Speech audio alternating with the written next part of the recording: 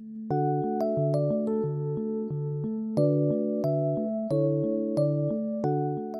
दोस्तों, कंपटीशन के एकर में आप सभी का बहुत बहुत स्वागत है। और एलटी प्रिपरेशन पे ये लेक्चर नंबर तीसरा है। तो चलिए शुरू करते हैं। पहला क्वेश्चन है, gymnosperm has been placed between dicot and monocot in the classification of plants by. यानी कि जिम्नोस्पर्म को डाइकॉट और मोनोकॉट के बीच में किसने रखा था? पहला ऑप्शन है चार्ली ई बेसी, दूसरा है बेंथम एंड हुगर, तीसरा है अल्फ्रेड बर्टन रेंडल, चौथा है हचिंसन। तो बेंथम और हुगर ने अपने अपने नेचुरल क्लासिफिकेशन में क्या रखा था? जिम्नोस्पर्म को डाइकॉट और मोनोकॉट के बीच में रखा था। तो इसका आंसर बी सही होगा। अगला क्वेश्चन है, Genera Plantarum is written by. ये कह रहा है कि जेनेरा प्लांटेरम किसके द्वारा लिखी गई है? पहला है बेंथम एंड हुगर, दूसरा है एएलडी जेश्यू, तीसरा है एंगर एंड प्लेंटल एंड चौथा है बेसी। तो क्योंकि आप सभी को पता है जेनेरा एंड प्लांटेरम किसके द्वारा लिखी गई है? Bentham and Hooker. तो इसका आंसर क्या होगा? बेंथम और हुगर सही होगा। तीसरा क्वेश्चन है, which of the following is a phylogenetic system of classification. इनमें से कौन सा फाइलोजेनेटिक सिस्टम क्लासिफिकेशन दिया गया था? किसके द्वारा दिया गया था? लेंडली, बेंथम एंड हुगर, हचिंसन और लिनियस। एक्चुअली में लिनियस का आर्टिफिशियल था, बेंथम और हुगर का नेचुरल था, लेंडली का नहीं था। लेंडली ने कोई कोई भी क्लासिफिकेशन नहीं दिया और हचिंसन जो थे उन्होंने दिया था फाइलोजेनेटिक क्लासिफिकेशन। ठीक है, तो इसमें सही आंसर क्या होगा? हचिंसन। चौथा है, the classification formed by the Swedish botanist Linnaeus is mainly based on। ये कह रहा है कि स्वीडिश बॉटनिस्ट जिसका नाम लिनियस था, उन्होंने जो अपना क्लासिफिकेशन दिया था वो किसके बेसिस पे दिया था?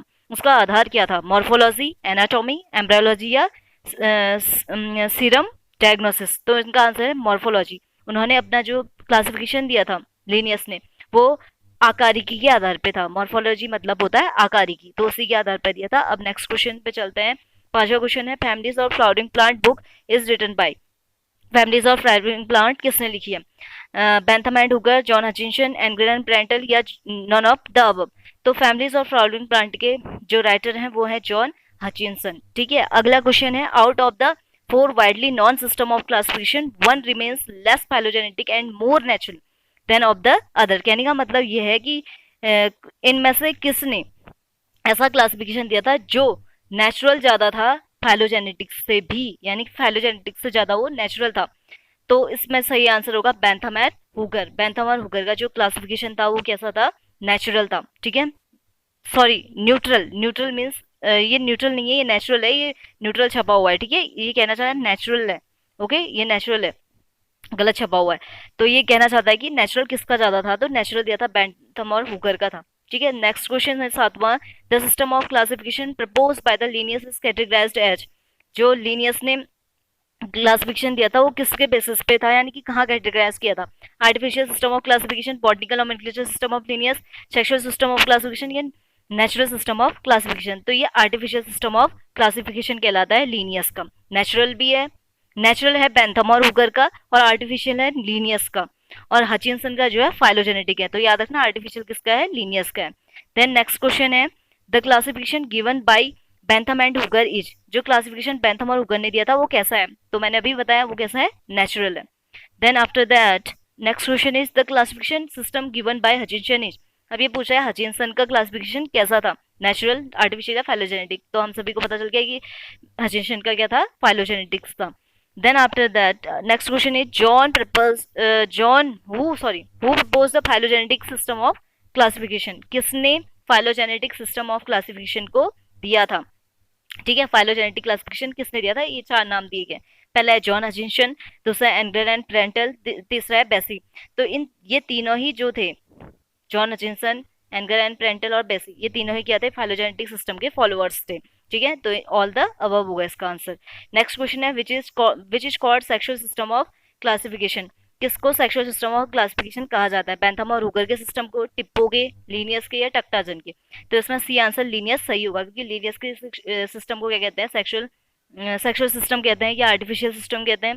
बेंथम और हुगर का नेचुरल है। ओके, देन अगला क्वेश्चन है आपका, which is a natural system of classification.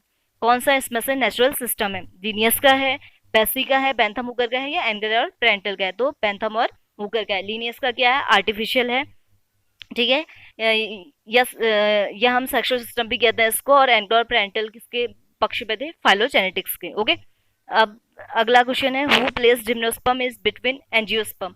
इसमें से किसने जिम्नोस्पर्म को एंजियोस्पर्म के who plays gymnosperm in between angiosperm, के बीच में रखा। कहने का मतलब ये है कि किसने एंजियोस्पर्म के डाइकॉट और मोनोकॉट होता है उनके बीच में किसको रख दिया था, जिम्नो को रख दिया था। तो इसका सही आंसर होगा बेंथम और हुकर।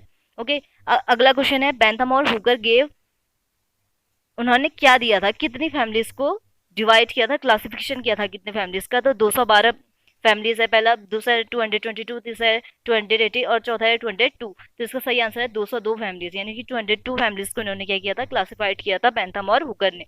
और इनका सिस्टम क्या कहलाता है, नेचुरल सिस्टम ऑफ क्लासिफिकेशन कहलाता है। नेक्स्ट क्वेश्चन है system of nature was written by, system of naturae किसके द्वारा लिखी गई थी। तो ये किसके द्वारा, कैरलस लिनियस के द्वारा लिखी गई थी सिस्टम ऑफ नेचुरी। ओके, उसके बाद अगला क्वेश्चन है लीनियस कंसिडर्ड, लीनियस ने क्या कंसिडर्ड किया था, स्पीसीज को एक स्टैटिक इंटाइटी की फॉर्म में, वेरिएबल इंटाइटी की फॉर्म में, या डायनामिक इंटाइटी की फॉर्म में, या नन ऑफ दीज। तो इसका सही आंसर है स्पीसीज एज ए स्टैटिक इंटाइटी, यानी कि लीनियस ने कहा था कि स्पीसीज जो होता है एक स्थिर तत्व होता है, यानी कि एक जैसा रहता है, इसी को कहते हैं। तो इसका ए आंसर सही होगा। तो दोस्तों आज के लिए इतना ही क्वेश्चन काफी हैं, और अगर आपको ये वीडियो पसंद आता है तो आप इसको लाइक कीजिए, शेयर कीजिए और हमारे चैनल को जरूर सब्सक्राइब कीजिए। Thank you.